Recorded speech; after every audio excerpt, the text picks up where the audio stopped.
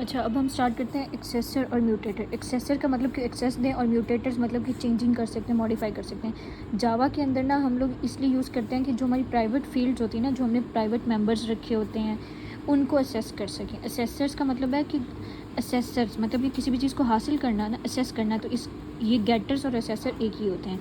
Due to और इसका इसलिए नाम दिया जाता है क्योंकि इनको हम जब भी करते हैं तो इनका नाम में लिखते हैं गेट। और असेसर ऐसे मेथड हैं जो कि हमें वैल्यू प्राइवेट फील्ड की वापस करते हैं। They allow you to read the state of an object without directly accessing its private fields. और अच्छा, हम लोग इसलिए कर रहे होते हैं कि हमारा डाटा सेव है, प्रिजर्व है। अब फॉर एग्जांपल अगर ये है ना, public class person private string name, अब ये मैंने इसको प्राइवेट कर दिया। ये जो मेरा प्राइवेट था ना, अब इसको मैंने असेस करने के लिए ना पब्लिक स्ट्रिंग गेट नेम एक और मेथड बनाया जिसका जो कि क्या करेगा, मुझे स्ट्रिंग रिटर्न करेगा। और इस मेथड का नाम रखेंगे gate name and return the name, और ये रिटर्न कर देगा नेम को। जब भी हमने असेसर यूज़ करने हैं ना, असेसर यूज़ किस पे होंगे, जो प्राइवेट फील्ड्स हैं। और इनके लिए क्या करेंगे कि जिस चीज़ को हमने असेस करना है ना, उसका नाम उस चीज़ का नाम और उसका गेट लगा देना, और जो उसकी टाइप होगी ना वो यहाँ लिखनी है और यहाँ पब्लिक लिखना है। याद रहे यहाँ पे पब्लिक लिखना है क्योंकि हमेशा असेसर्स पब्लिक होते हैं। म्यूटेटर्स क्या होते हैं? म्यूटेटर्स सेटर्स होते हैं। म्यूटेटर्स का मतलब है चेंज करना, modify the value of the private fields. इसमें यह है कि objects in a control manner. अब फॉर एग्जांपल ये देखो, public class person int age, ये प्राइवेट है। अब मैंने क्या करना है, इसको चेंज करना है। अब इसको सेट भी करना है, चेंज भी करना है, जो मर्ज़ी करना हो। अब देखो मैंने इसको पब्लिक किया और वॉइड।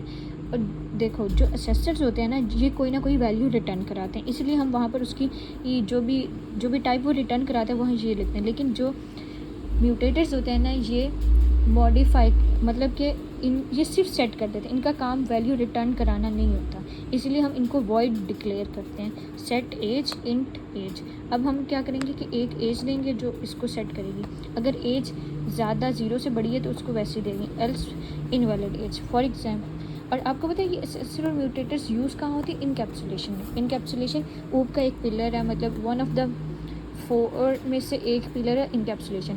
इनकैप्सुलेशन का पर्पस ये होता है कि आपने डाटा और मेथड्स को एक यूनिट में कंबाइन करना है और उसकी इंटरनल डिटेल्स को छुपा देना है इस तरह कि डायरेक्ट कोई भी यूज़र है ना, डायरेक्ट असेस ना कर सके। इनकैप्सुलेशन का ये पर्पस होता है। अब इनकैप्सुलेशन अचीव करने के लिए ना, हम लोगों ने जितने भी एट्रीब्यूट्स हैं ना, जितनी भी फील्ड्स हैं, वेरिएबल्स हैं, उनको प्राइवेट डिक्लेयर करते हैं ताकि डायरेक्ट असेस ना कर सके। और जो हमारे गेटर और सेटर्स होते हैं ना, इनको पब्लिक डिक्लेयर करना होता है। For example in this class ए है, अब इसमें प्राइवेट इंट वैल्यू आ गई और हमने public void set value int x, ये हमारे वैल्यू थी, और value is equal to the x. और फिर एक और इसका क्या किया, हमने असेसर यूज़ किया, इंट वापस करेगा इंट को। अब मेन पब्लिक क्लास बनाई, इसमें स्टैटिक वॉइड मेन स्ट्रिंग आ गया।